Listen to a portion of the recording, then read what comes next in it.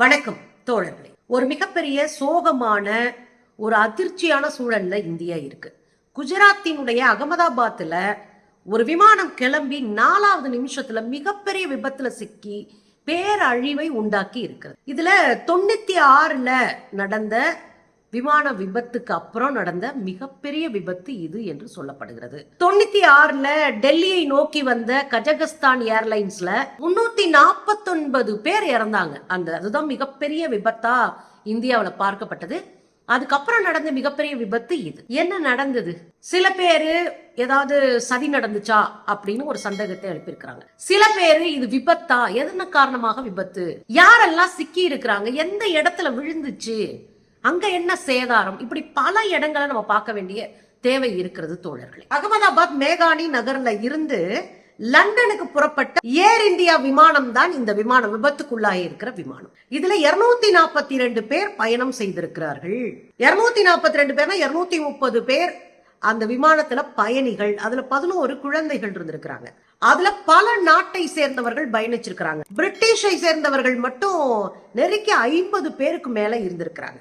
இப்படி பல நாடுகளை சேர்ந்தவர்களும் அந்த விமானத்துல இருந்திருக்கிறாங்க. அதுல 230 விமான பயணிகள், 10 விமான பணியாளர்கள், 2 ஓட்டுநர்கள், அதாவது பைலட்ஸ். இந்த 2 பைலட்ஸுமே லாங்ல போறதுக்கு பயிற்சி பெற்ற பல ஆயிரம் கிலோமீட்டர் பயணித்த விமானிகள் என்று சொல்லப்படுது. சுமித் சபர்வால் அப்படின்னு சொல்லப்படுகிற அந்த விமானி 8300 கிலோமீட்டருக்கு மேல பயணம் செஞ்சிருக்காரு. இப்போ பெரிய அளவுல நாடு விட்டு நாடு போகக்கூடிய, நீண்ட தூரம் பயணிக்கக்கூடிய விமானங்களை ஓட்டி அவருக்கு எக்ஸ்பீரியன்ஸ் இருக்குன்றாங்க. 2 விமானிகளும் எக்ஸ்பீரியன்ஸான விமானிகள் அப்படின்னு சொல்லப்படுது. ஆக இந்த விமானத்துக்குள்ள நெருக்கி 242 பேர் இருந்திருக்கிறாங்க.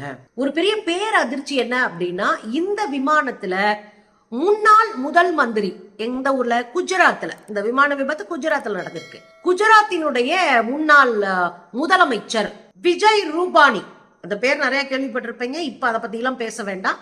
அவர் இந்த விமானத்துல பயணிச்சிருக்காரு. அவரை குற்றுயிரும் குளையுருமா தூக்கிட்டு போய் கொஞ்ச நேரத்துல அவரும் தவறி போயிட்டாரு, இறந்து போயிருக்காரு. பெரிய ஒரு சோகத்தை ஏற்படுத்தி இருக்கிறது, பெரிய அதிர்ச்சியை ஏற்படுத்துகிறது. இந்த விமானம் விழுந்த இடம் முழுவதும் அரசினுடைய கட்டுப்பாட்டுக்குள்ள கொண்டு வந்துட்டாங்க.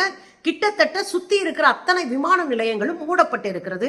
அந்த விமான நிலையங்களுக்கு இறங்க வேண்டிய விமானங்கள் எல்லாம் வேறு திசைகளுக்கு திருப்பப்பட்டு இருக்கிறது அப்படின்ற செய்தியும் நமக்கு வந்துகிட்டே இருக்கு. இதுல ஒரு விஷயம் என்ன அப்படின்னு சொன்னா, இந்த விமானம் விழுந்த இடம் இன்னும் அதிர்ச்சியை தரக்கூடியதா இருக்கு. குஜராத்ல எம்பிபிஎஸ் படிக்கக்கூடிய யூஜி எம்பிபிஎஸ் படிக்கக்கூடிய மாணவர்களுடைய விடுதியின் மேல விழுந்திருக்கு. அதுலயும் அவங்க டைனிங் ஹால் மேல விழுந்திருக்கு. இதுல என்ன சிக்கல்னா, 1:38க்கு விழுந்திருக்கா. அந்த சமயம் நிறைய பேர் சாப்பிட்டுட்டு இருந்திருக்கிறாங்க. அது டைனிங் ஹால்ல நிறைய பேர் சாப்பிட்டு இருக்காங்க. அதனுடைய ஒரு பகுதி முழுவதையாக சேதாரம் ஆயிருக்கு. நெருக்கி 50 ஸ்டூடெண்ட்டுக்கு மேல அதுல இருந்திருக்க கூடும் என்று சொல்லப்படுகிறது. இது யூகமா தான் சொல்றாங்க. இது ரொம்ப பேரதிர்ச்சி ஏற்படுத்தி இருக்கு. ஒண்ணு, கனவுகளோடு ஒரு பெரிய பிரயாணத்தை ஆரம்பித்த பயணிகள், இன்னொன்னு கனவுகளோடு கல்வியை தொடர்ந்து கொண்டிருந்த மாணவர்கள். ரெண்டும் சேர்ந்து ஒரு பெரிய சேதாரத்தை ஏற்படுத்தி இருக்கிறது. அந்த விமானம் விழுந்தது ஒரு அதிர்ச்சி ஏற்படுத்தியது. பாருங்களேன்.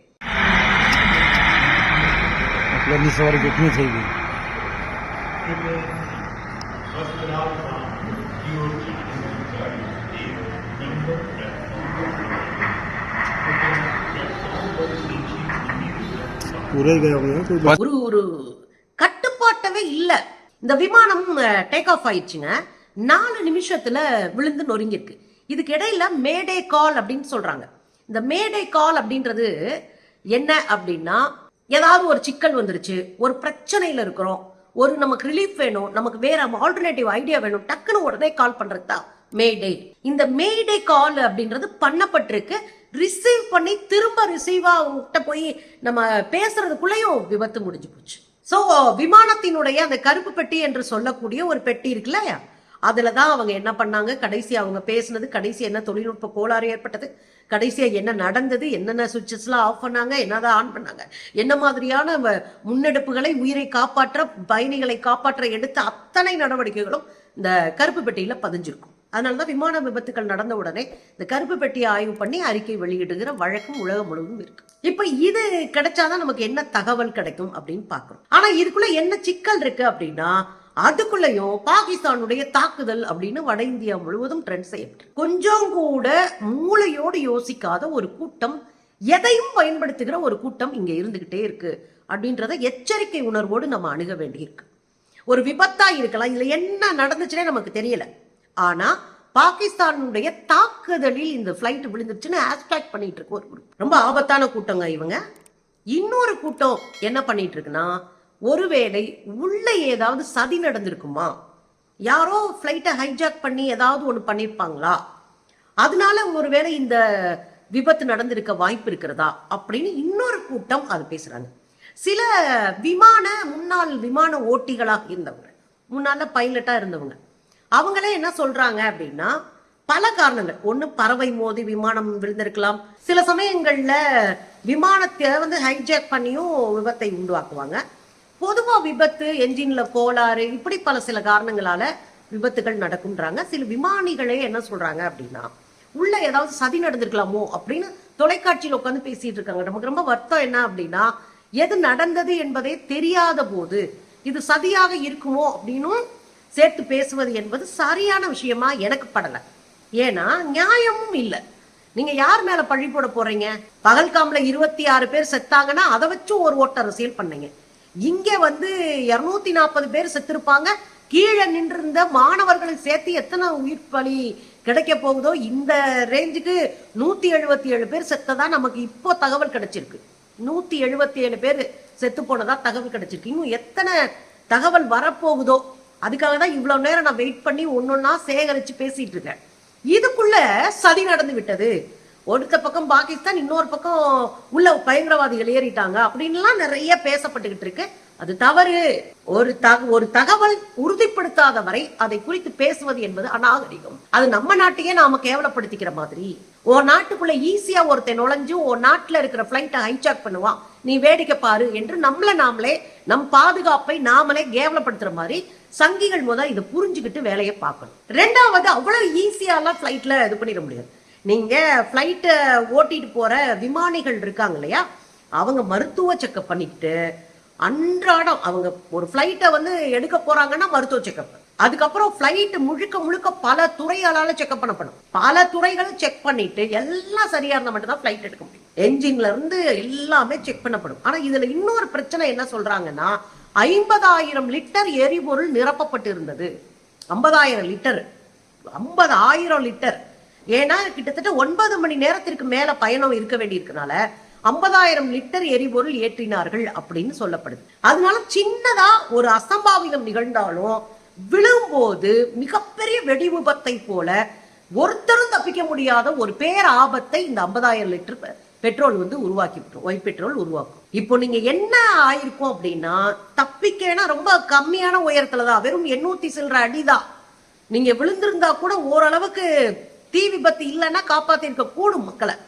ஆனா அது இல்லாத அளவுக்கு ஆனதுக்கு காரணம் இந்த 50,000 லிட்டர் எரிபொருள் என்றும் சொல்லப்படுகிறது. இதெல்லாம் தாண்டி விபத்துக்கு என்ன காரணம் அப்படின்னு பார்க்கும்போது சுற்றுச்சூழல் ஒரு காரணமா சொல்லப்படுகிறது. எது நமக்கு தெரியல. எதா இருந்தாலும் பிளாக் பாக்ஸ் எடுத்தா மட்டும்தான் நமக்கு தெரிய போகுது. அதுக்குள்ள அமித்ஷா அங்க பறந்து போயிருக்காரு, பரவாயில்ல, இப்பயாவது பறந்து போறாரு. ஏன்னா எல்லார் வீட்லயும் இளவு முடிஞ்சு தண்ணியை தொளிச்சு வரதுன்னு முடிச்ச பிறகு போய் நிப்பாங்க. ஆனா இன்னைக்கு அவங்க சொந்த ஊருன்றனால ஓட வேண்டிய கட்டாயத்துல இருப்பாங்க. அடுத்த எலெக்ஷன்ல உங்களுக்கு மூஞ்சியை காட்டிடுவாங்கன்னு தெரியும். அதனால அமித்ஷா விடாம ஓடி இருக்காங்க. இது பல நாடுகளை சேர்ந்த மக்கள் இருக்கிறதுனால இது ஒரு உலகளாவிய பிரச்சனையாக மாறி இருக்கிறது. அதுலயும் பல நாடுகளை சேர்ந்த அந்த பயணிகளுக்கான இன்சூரன்ஸ், அவங்க எம்பசிக்கு, அதாவது தூதரகத்துக்கு அவங்க தகவல் தெரிவிக்கிற வரைக்கும் இது ரொம்ப முக்கியமான கிரிட்டிக்கலான சூழல்ல இந்திய அரசு சிக்கி இருக்கு. அப்ப இந்த விமானிகளுக்கு ஏற்பட்ட பாதிப்பு, இந்த விமானிகள் யாரு, எங்க இருந்து வந்தாங்க, எம்பசிக்கு எல்லாமே தெரியும். இவங்களுக்கான இன்சூரன்ஸ், அதாவது காப்பீடு என்ன கொடுக்கணும், எல்லாம் ஏது என்ன பெரிய லெவல்ல இது பண்ண போகுது. எனக்கு தெரிஞ்சு இந்தியா தான் பிளைட்டே இல்லாத, அரசு கையில ஒரு விமானத்துறையே இல்லாத ஒரு நாடுன்னா அது இந்தியா தான். நம்ம கிட்ட விமானமே கிடையாது. ஆனா விமானத்துக்கு ஒரு அமைச்சர் இருக்காரு. அவங்களும் கரெக்டா இருக்கிறாங்கன்ற கேள்வியெல்லாம் பின்னாடி கேட்டுக்கலாம், இந்த நேரத்துல கேட்க வேண்டிய அவசியம் இல்லை. ஆனா இந்த நேரத்துல பாதிக்கப்பட்ட மாணவர்கள், பாதிக்கப்பட்ட மக்களின் பக்கத்துல நம்ம நிக்க வேண்டி இருக்கு. ஒரு மிகப்பெரிய அநீதி அந்த பயணிகளுக்கு நடந்திருக்கு, ஒரு விபத்து நடந்திருக்கு. அரசு தெளிவா ஹேண்டில் பண்ணி இந்த விபத்துல பாதிக்கப்பட்டவங்க பக்கத்துல நிற்பதும் அவங்களுக்கு என்ன தேவைப்படுகிற உதவி அப்படின்றதையும் பார்க்கணும்.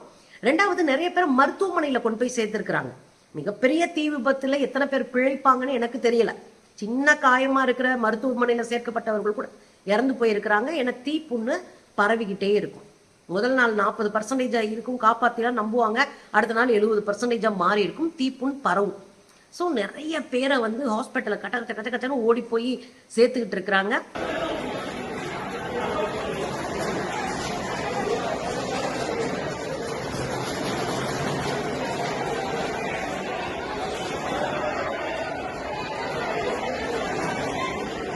என்ன நிலைமைன்னு நமக்கு இன்னும் தெளிவாக தெரியணும்னா இன்னும் ஒரு 5-6 மணி நேரம் ஆகும்னு நினைக்கிறேன். ஏதாவது முக்கியமான தகவல்னா நான் உங்களுக்கு சொல்கிறேன்.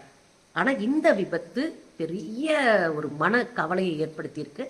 ஒருவேளை இந்த விமான பயணத்தில் தன் குடும்பத்தை பார்க்க போகிற அப்பாக்கள் அம்மாக்கள் இருக்கலாம், குழந்தைகள் அங்கே தனியாக விட்டுட்டு இங்கே இருக்கிற பெரியவங்களை பார்க்க வந்த பேரண்ட்ஸ் இருக்கலாம், ஒருவேளை வெளிநாட்டில் மாட்டிக்கிட்ட நம்ம ஊர் குழந்தைகள் இருக்கலாம், அல்லது கனவுகளோடு படிக்க வந்த ஒரு கிராமத்து டாக்டர் மாணவர் அங்கே இருந்திருக்கலாம். இந்த மரணமாகி போன இத்தனை பேர் பின்னாடியும் வழி நிறைந்த வாழ்க்கை இருக்கு. நம்ம அவங்களுக்காக ஆழ்ந்த அனுதாபங்களை தெரிவிச்சுக்குவோம். அரசு தெளிவான முடிவெடுத்து தெளிவாக அந்த மக்கள் பக்கத்தில், பாதிக்கப்பட்ட பக்கத்தில் நிற்கணும் அப்படின்ற வேண்டுகோளையும் வைப்போம் தோழர்கள்.